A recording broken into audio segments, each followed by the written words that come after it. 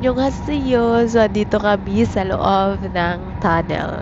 Kasi may pupuntahan kami. Pero 4 hours ang biyahe.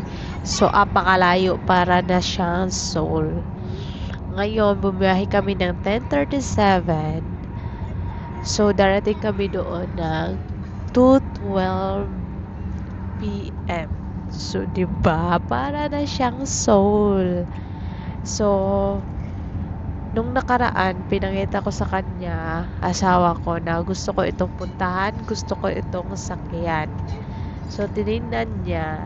Sabi ko, ilang oras ba ang biyahe? At ang sabi niya, para na siyang Seoul. So, never mind. Dahil,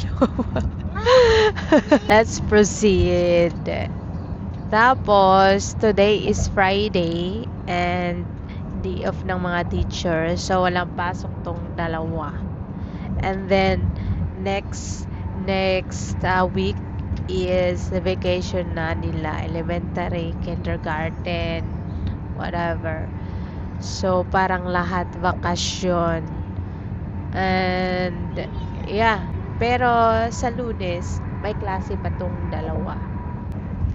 So, gusto ko yung sakyan. Kaya, today is Friday. So, Friday, Saturday, Sunday, walang pasok yung asawa ko sa work. Kaya, ginablo namin ang opportunity na pumunta doon. Dahil malayo-layo nga. We're in the expressway. Kasi dito is walang traffic. Magbabayad ka lang ng toll gate. Yeah, comfortable naman kami at ang gamit naming car is Carnival, hindi yung electric car. Kasi gusto ko talaga tong Carnival. Kasi malaki siya, comfortable. Comfortable naman yung electric car, kaso lang, maliit lang siya. Hindi nabebend yung upuan doon sa likod. Kaya, ito talaga ang gusto ko. Pero kapag malayuan naman, ito talaga yung ginagamit namin, family car. Kami kasi mag-asawa, basta Saturday and Sunday, ang iniisip namin yan is magpasyal kung saan-saan ang mga bagong pasyalan, kung saan maganda puntahan. Yan kami, nag-iisip na kami yan kung saan. Kasi minsan wala siyang trabaho Saturday and Sunday. Pero madala lang yung meron siyang work kapag tinatawagan siya ng bigla-bigla pumupunta kahit hapon, tanghali, or gabi. Ganyan ka-busy ang kanilang company minsan. Pero these days, this month, parang hindi masyado. Pag winter tsaka autumn, yan. Busy masyado siya. Summer this month, so hindi naman masyado.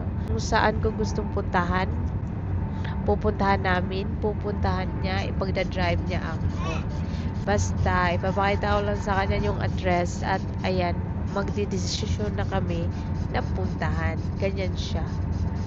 So, Saturday and Sunday, family day talaga yan namin. Hindi pwedeng mag-jamming sa friends kasi nagagalit yan siya.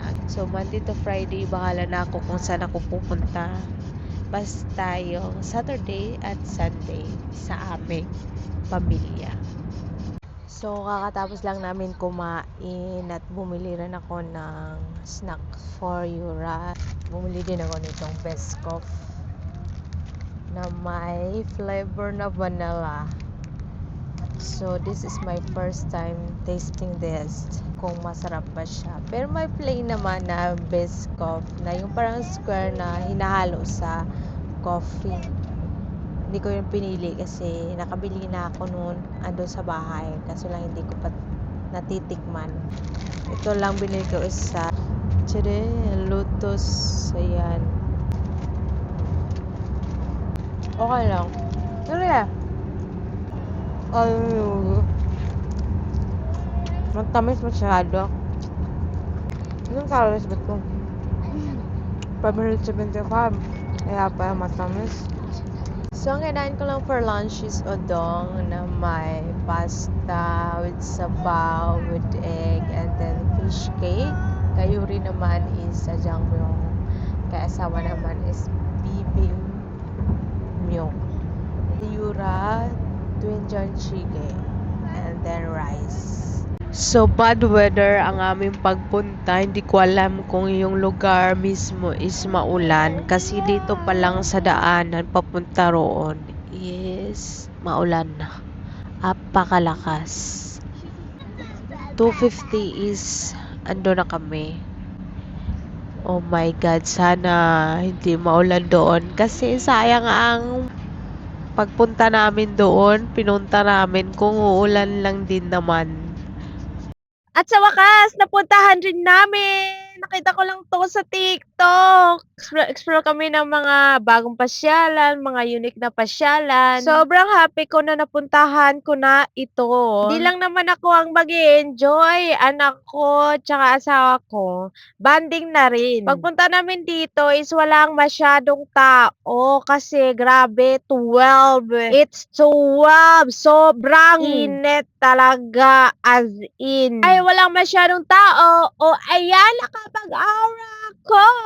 Thank you naman. Feel ko ang moment. Sulit na sulit ang pagpunta ko. While nag-aura-aura ako dyan, si asawa naman ay kumuha na ng ticket. Sa kiosk lang po ang pagkuha. Card ang gamit. And then, pagpunta namin dito is wala kaming binook na ticket. Diretso kami sa kiosk. And then, pagkuha ng ticket, so magla-line up, tatawagin yung number mo at sasakay. Hindi po maramihan ng sasakay, kunti-kunti lang po. May pang-umaga, may pang-gabi, pwede kang sumakay. Iting si Yuri, gusto na.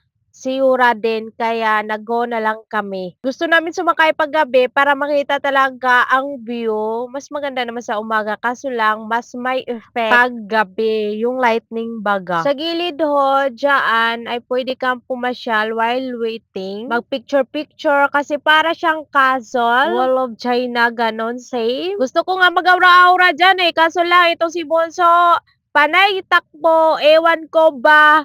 Tapos, mainit pa ang panahon. Aba, mabubeset ka na lang talaga. So, ito na, ipapakita ko na sa inyo kung anong view dito. Pag pumunta kayo rito, ganito ang yung madadatnan. So, go!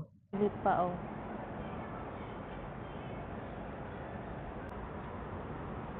Ayun, nakasakay na sila.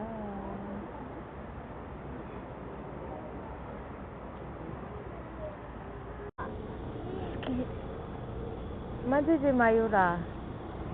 78,000원. 얼마요? 아, 가져. Sasakay na kami.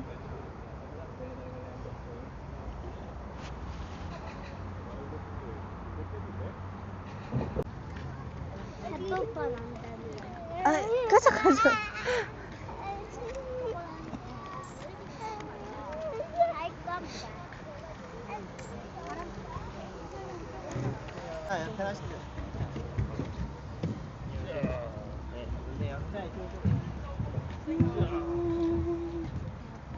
됐어. 나눠가 타면 돼. 여기서 타면 돼. 뭐야?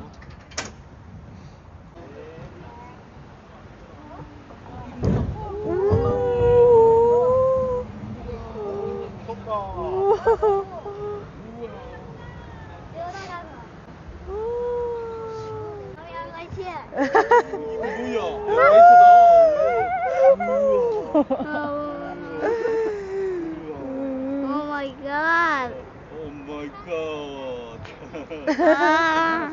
손잡고 있으면 괜찮아. 안전해요.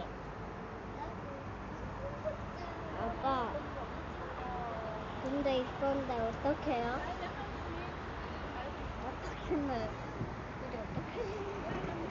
Wow, look at the view. 우와, Wow, the Wow. view. 와, so fun.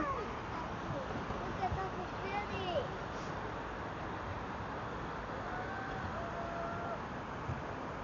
야호. 또 우리. 아니. 그 가면 안 돼요. 움직이면 안 돼. 여기는 올라가기 때문에 밖에 보자. 자동차 많다. 그지? 이게 내연감인가? 나 내연감 거 아니야? 내려. 기다려야 돼.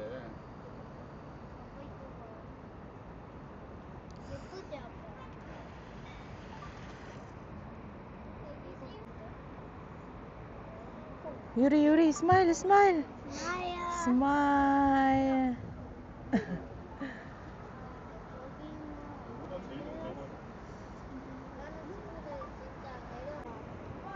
네 아빠 가만히 있어 좀 움직이지 마.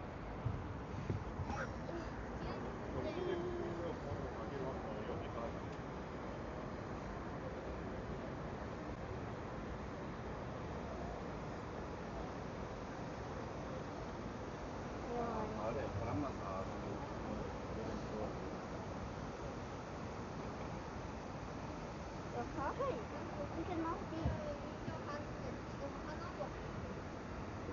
그러면 돼.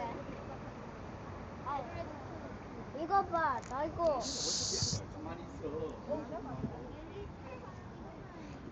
더워. 야. Ay, solar. Ah. 가만히 있어. 야.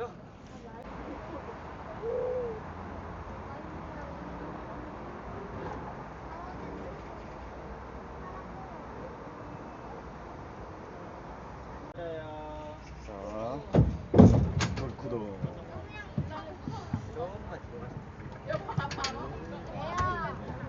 Ay, sorry. 감사합니다. 안녕하세요. 감사합니다. 오. 감사합니다. 네. 여기 차에 내려가. 에어컨 켤 테니까. 알았어. Sakay na kami sa dapat naming sakyan. Ngayon, nagkot-ikot muna kami dito sa Suwon City kung saan ng magandang tourist spots. Alas 4:11 na. Pero kapag 7 is maliwanag pa naman. Happy Suwon. Grabe. Ito pala ang Suwon.